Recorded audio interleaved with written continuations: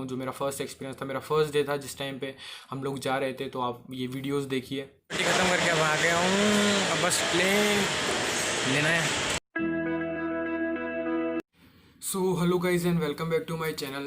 So guys, in last to last video I discussed about my journey, my experience and my mistakes of NEET when I was preparing for NEET in my class in 11th and 12th.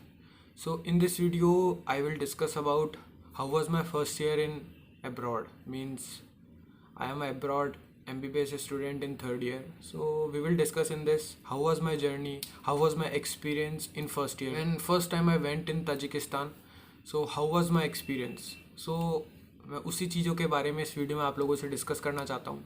ये जो मेरे experience है, जो भी मैं आप लोगों के साथ शेयर करूँगा, तो हो सकता है कि इन फ्यूचर यदि आप में से कोई बाहर जाने की सोच रहा है या बाहर जाना चाहता है तो वो आपके लिए शायद कुछ हेल्पफुल रहे। सो गाइज़ शुरू करते हैं। सो गाइस सबसे पहले मैं जैसा आप लोगों को बताया था लास्ट वीडियो में कि मैं एलन के अंदर स्टूडेंट था। I was student in Allen and I prepared for 11th and 12th in Allen Jaipur. So due to some reason, due to my mistakes, I was not able to clear the cut off NEET. Then I choose for MBBS abroad. सो मैंने MBBS abroad को choose किया। सो जैसे ही हम NEET का paper देते हैं, उसके नीट के पेपर देने के बाद अप्रॉक्स शायद मेरा नीट का पेपर 4 या 5 डेट को हुआ था। सो जब मैंने नीट का पेपर दिया उसके शायद 20 से 25 दिन बाद मेरा एम्स का एग्ज़ाम था। वो शायद 26 या 27 को था। उसी दिन मेरा बोर्ड का रिज़ल्ट आना था। ठीक है, तो जिस दिन मैंने अपना नीट का एग्ज़ाम दिया उसके बाद I somewhat prepare for AIIMS exam. I was completely know that I will not able to crack my AIMS exam also because that is too typical than NEET exam, but also I tried that जो भी होगा वो देखा जाएगा, लेकिन we can do our preparation. So मैंने अपनी थोड़ी बहुत प्रिपरेशन की एम्स के एग्ज़ाम के अंदर। Then I gave AIIMS exam. My centre was in Jaipur in one of engineering college. So हम वहाँ पे गए, फिर हमने एम्स का एग्ज़ाम दिया। जैसे ही I came out from the exam centre I get to know from my father that your class 12th result is out. So मैं और मेरा एक दोस्त था जो हम लोग साथ ही रहते थे हॉस्टल के अंदर। In future also we decided that we both will go abroad in one country only, but due to some reason we went different. He is in different country, he is studying in Ukraine, I am studying in Tajikistan. So जब हम लोग बाहर आए AIIMS के exam centre से, then हमने अपना result वगैरह चेक किया। So I got 80%। I told to my father. फिर उसके बाद जब हमारे रिज़ल्ट वगैरह घर वालों को बताया, then I went to my home. When I went to home then मेरे पास कुछ 3 से 4 महीने थे, बिकॉज लोगों के बैच स्टार्ट होते हैं MBBS अब्रॉड के अंदर, वो आपके सितंबर या अक्टूबर से स्टार्ट होते हैं। सो मेरा भी कुछ ऐसा ही था। मेरा भी जो सेशन था, जो मेरा स्टार्ट होना था, वो शायद सितंबर या अक्टूबर के मिड में हुआ था।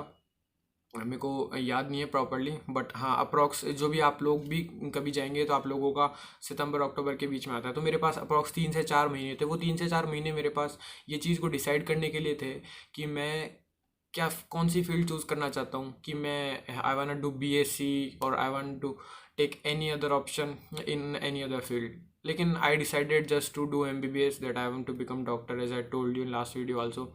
सो मैंने MBBS अब्रॉड का ऑप्शन चूज़ किया। अब MBBS अब्रॉड का जब अपन ऑप्शन चूज़ करते हैं तो बहुत सारी चीज़ें दिमाग में आती हैं।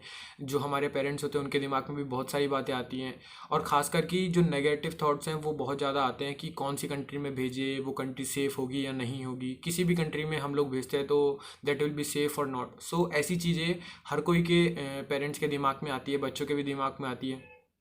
तो इन्हीं चीज़ों को लेके मेरे पेरेंट्स वगैरह सब इस बात को सर्च कर लेते हैं कि कौन सी कंट्री बेस्ट रहेगी जाने के लिए। तो ताजिकिस्तान के बारे में पता चला।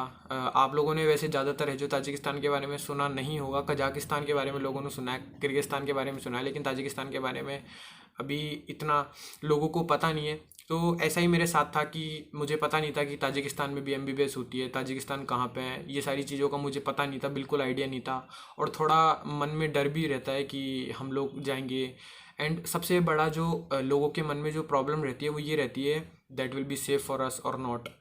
मतलब वहाँ पे कि ताजिकिस्तान पाकिस्तान जैसा तो नहीं है, ऐसा बहुत लोग सोचते हैं कि कहीं पाकिस्तान की तरह तो नहीं है, वहाँ पे कोई हमले वगैरह तो नहीं होंगे, किसी प्रकार की प्रॉब्लम तो नहीं है। सो मैं आप लोगों को क्लियर कर देता हूँ। सबसे पहली जो सबसे ज़्यादा डाउट रहता है लोगों के मन में कि ऐसा कुछ भी नहीं है, that is very safe country. यहाँ तक कि वहाँ पे आप रात को यदि 1 बजे 2 बजे 3 बजे भी यदि आप निकलेंगे तो यू विल फील सेफ। ठीक है, तो फिर I decided to go Tajikistan. Then everything was done. मैंने ताजिकिस्तान के लिए सारी चीज़ें जो भी अप्लाई करनी थी, फॉर्म वगैरह भरने थे, वो सारी चीज़ें मैंने क्लियर कर दी।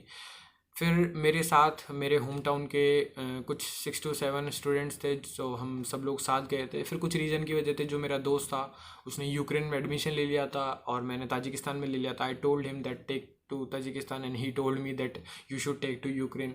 सो जो अब मैं आप लोगों को बता देता हूँ कि कैसा एक्सपीरियंस रहा जब मैं फर्स्ट ईयर में गया। तो मैं आप लोगों को बताता हूँ कि कुछ सितंबर के अप्रॉक्स, हाँ कुछ शायद 10 सितंबर को थी हमारी फ़्लाइट थी। तो जब हम लोग गए थे तो I have to go to Delhi, कि दिल्ली से फ़्लाइट होती है। मैं आप लोगों को बता देता हूँ कि दिल्ली से आप ताजिकिस्तान जाएंगे तो दिल्ली से आप लोगों की इंटरनेशनल फ़्लाइट है वो होती है। तो हम लोग दिल्ली गए सुबह, in the morning we went to Delhi. फिर जब हम दिल्ली गए तो दिल्ली जाने के बाद हमारी कुछ फ़्लाइट थी 12 या 1 बजे के आसपास हमारी फ़्लाइट थी। लेकिन हम लोगों को थोड़ा पहले जाना था क्योंकि we have to collect our passport and visa जो हम लोगों को मिलना था, तो वो हम लोगों ने कलेक्ट किया। फिर उसके बाद हम लोग अंदर गए। सबसे पहली बात तो कि that was my first experience of flight, because उससे पहले मैं कभी भी फ़्लाइट में ट्रेवल नहीं किया था। सो थोड़ा मन में डर भी था और थोड़ा ये भी था कि घर वालों से भी दूर जा रहे हैं, तो थोड़ा थोड़ा मतलब मन कर भी रहा था और नहीं भी कर रहा था। ऐसा सबके साथ होता है यूजुअली। तो मैंने लास्ट के अंदर मेरे को क्या है थोड़ा एक्सपीरियंस था, because I was for 2 years in Jaipur away from my home. So मेरे को थोड़ा एक्सपीरियंस था, घर से बाहर रहने की मुझे आदत थी। इस वजह से मुझे इतना फील नहीं हुआ कि मैं घर से अलग जा रहा हूँ या फिर कोई प्रॉब्लम होगी वगैरह वगैरह। फिर जब हम गए, सबसे पहले जब हम अंदर गए एयरपोर्ट पे गए, देन एयरपोर्ट पे जाके हम लोगों ने सबसे पहले हमारे बोर्डिंग पास वगैरह कलेक्ट किए। फिर उसके बाद एयरपोर्ट जो था वो बिल्कुल मेरे लिए बिल्कुल न्यू था क्योंकि इससे पहले ट्रैवल किया नहीं था। देन हम लोगों ने एयरपोर्ट देखा पूरा। मेरे पास अभी तक उसके विजुअल्स पड़े हैं, आप लोगों को मैं दिखाता हूँ। जो मेरा फर्स्ट एक्सपीरियंस था, मेरा फर्स्ट डे था जिस टाइम पे हम लोग जा रहे थे, तो आप ये वीडियोज़ देखिए। IJ international airport terminal 3।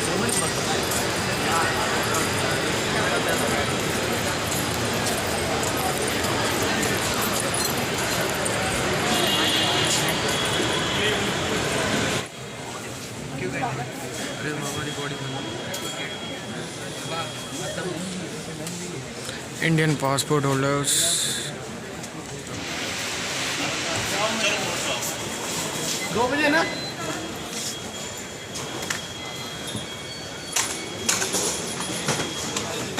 खत्म करके अब आ गया हूँ। अब बस प्लेन लेना है।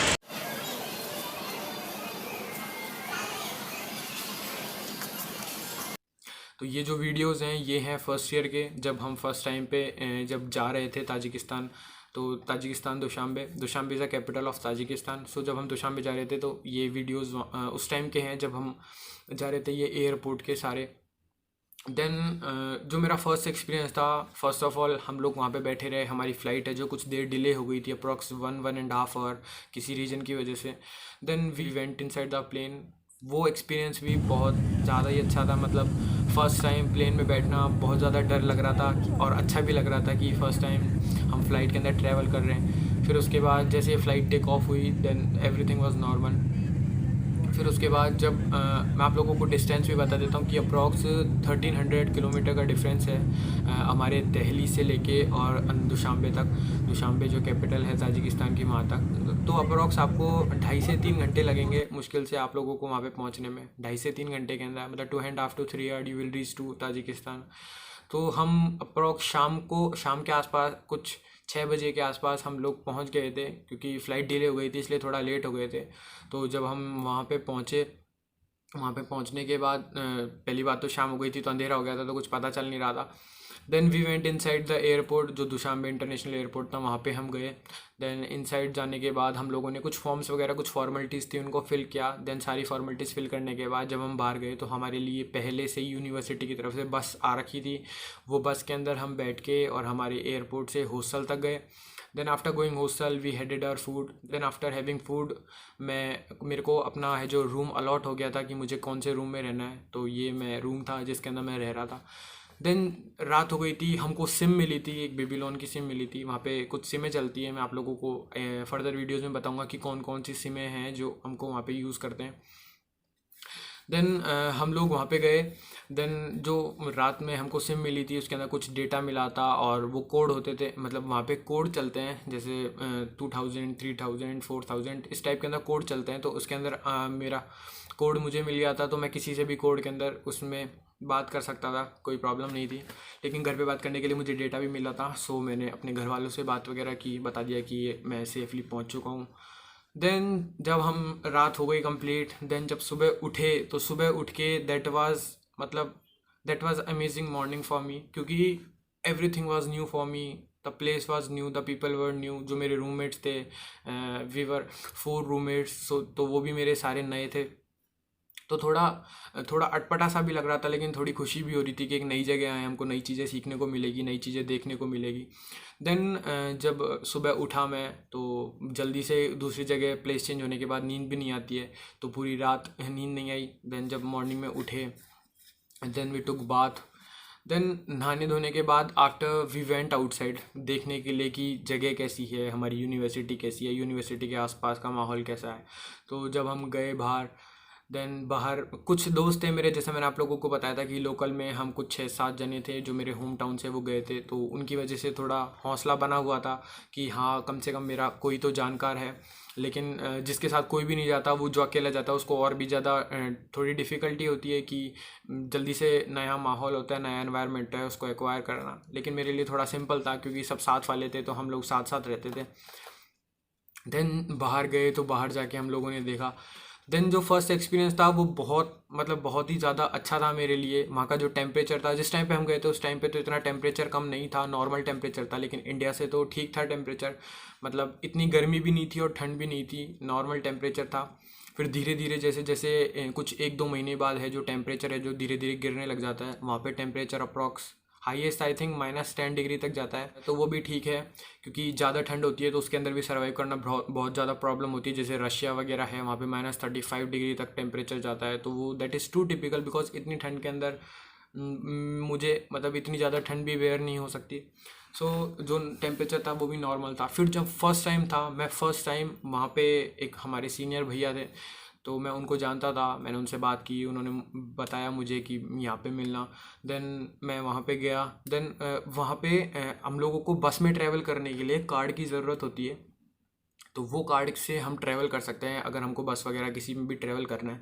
तो वो हमको भैया जो हमारे थे, वो भैया हमको टैक्सी में बिठा के और हमको सूम तक लेके गए। तो मैं जो फर्स्ट नज़ारा था जो मैंने फर्स्ट डे उस दिन रिकॉर्ड किया था, वो भी मेरे पास आज तक है। तो ये देखिए, ये है जो हमारा फर्स्ट दिन हम मेरी यूनिवर्सिटी से लेके और जो सूम तक गए थे बस का कार्ड बनवाने के लिए। तो ये है, और वो जो बस का कार्ड है वो भी मेरे पास आज तक है, वो मैंने चेंज नहीं किया आज तक, वही मेरे पास बस का कार्ड है। देन उसके बाद मैं आप लोगों को दिखाऊंगा कोई और वीडियो के अंदर, जो भी आप लोग मेरे को कमेंट करके पूछ सकते हैं, कोई भी चीज़ यदि आपको डाउट लगता है कि कौन सा बस का कार्ड चलता है वहाँ पे, क्या चीज़ें चलती है, तो वो सारी चीज़ें भी मैं आप लोगों को फर्दर वीडियोज़ के अंदर एक्सप्लेन करता रहूँगा। देन जब हम गए वहाँ पे जाके देखा तो बिल्कुल एनवायरनमेंट बिल्कुल डिफरेंट था, नए नए लोग थे, बिल्कुल अलग लैंग्वेज थी। तो धीरे धीरे जो एनवायरनमेंट था वो धीरे धीरे एक्वायर होने लग गया। गाइस ऐसा था मेरा फर्स्ट डे। लेकिन जो सबसे अच्छी बात है जो मुझे वहाँ पे जाने के बाद लगी, ये कि वहाँ पे जाने के अंदर आप लोगों को डिस्टेंस कम लगता है, मतलब इतनी दूरी पे नहीं है, 2 या 3 घंटे के अंदर आप लोग वहाँ पे पहुँच जाते हैं। जो दूसरी सबसे अच्छी बात लगी वो कि वहाँ पे बहुत सारे इंडियन स्टूडेंट हैं जिनसे आप लोग इंटरेक्ट कर सकते हैं, जिनसे आप लोग बात कर सकते हैं। यदि आपका कोई सीनियर पढ़ता है, यदि आपका कोई जानकार पढ़ता है, तो आप लोग उससे बात कर सकते हैं, उससे सारी चीज़ें आप लोग पूछ सकते हैं, किस तरीके की पढ़ाई होती है, किस तरीके की पढ़ाई नहीं होती है। देन जो थर्ड अच्छी बात है वो ये कि वहाँ पे हमारी इंडियन मेस है, मतलब जो वहाँ पे कंपनी हमारी देखभाल करती है उनकी इंडियन मेस है। वो चीज़ सबसे अच्छी है, बिकॉज जो इंडियन फूड होता है वो आप लोगों को जब बाहर जाते हैं आप लोगों को सबसे जो मेजर प्रॉब्लम आती है वो यही आती है कि हम लोगों को इंडियन फूड मिलेगा या नहीं मिलेगा, हम लोग वहाँ पे क्या खाएंगे, किस तरीके की चीज़ें खाएंगे, क्योंकि वो लोग जो चीज़ें खाते हैं that is too different from us. तो आप लोग इंडियन मेस रहता है, वहाँ पे आप आराम से खाना खा सकते हैं, आप लोगों को वही चीज़ें मिलेंगी जो आप लोग यहाँ पे खाते हैं, दाल चावल रोटी राजमा जो भी हैं वो सारी चीज़ें आप लोगों को वहाँ पे मिलेगी। तो सबसे अच्छी बात ये थी। तो यही कुछ मेरा एक्सपीरियंस था फर्स्ट टाइम का, कि मैं फ़र्स्ट टाइम कोई कंट्री जा रहा था, क्योंकि मैंने इससे पहले आउटसाइड इंडिया ट्रैवल नहीं किया था। मेरा जो प्लेन का एक्सपीरियंस था वो भी फ़र्स्ट टाइम था। लोग नए थे, लैंग्वेज नई थी, सारी चीज़ें बिल्कुल नई थी, पूरा एनवायरनमेंट नया था। तो वो जो फर्स्ट एक्सपीरियंस होता है वो बहुत डिफरेंट होता है। तो वो जब आप जाएंगे, कोई भी जाएगा तो वो फील कर सकता है उस एक्सपीरियंस को, क्योंकि सारी चीज़ें नई होती है, सब कुछ अलग अलग लगता है। तो कुछ दिन इंटरेस्टिंग लगता है, then afterwards everything become normal, क्योंकि अब जैसे मेरे तीसरी थर्ड ईयर के अंदर आ गया, देन एवरीथिंग इज़ नॉर्मल। अब कुछ ऐसा नया लगता नहीं, क्योंकि अब हमको सब चीज़ें पता चल गई, लैंग्वेज वगैरह भी हम लोग किसी से बात कर लेते हैं, देन एवरीथिंग इज़ नॉर्मल। तो ये एक्सपीरियंस था मेरा फर्स्ट टाइम का। सो गाइज, यदि आप लोगों को वीडियो पसंद आया हो, और मैं इस वीडियो के पार्ट्स भी बनाऊंगा कि मेरी फर्स्ट ईयर की जो जर्नी है वो क्या रही, और बाकी क्या क्या परेशानियां मैंने झेली वहाँ पे फर्स्ट ईयर के अंदर, क्या क्या कोई परेशानी रही मेरे को, नहीं रही, और क्या क्या पॉजिटिव चीज़ें मुझे लगती हैं वहाँ के बारे में। और भी यदि आप कोई चीज़ मालूम करना चाहते हैं, जानना चाहते हैं वहाँ के बारे में, तो आप लोग कमेंट करके मेरे से पूछ सकते हैं। मेरा इंस्टाग्राम हैंडल है become_doctor के नाम से, तो आप मेरे को वहाँ पे भी फॉलो कर सकते हैं। और यदि आपको ताजिकिस्तान के बारे में फ़ोटोज़ वीडियोज़ वगैरह देखनी है, तो आप मेरा दूसरा इंस्टाग्राम अकाउंट है @_vampire, उसको भी आप फॉलो कर सकते हैं। सो थैंक यू गाइज, मिलते हैं कोई नए वीडियो में कोई नए टॉपिक के साथ। तब तक के लिए बाय बाय, खुदा हाफिज़, दासिफ दानिया।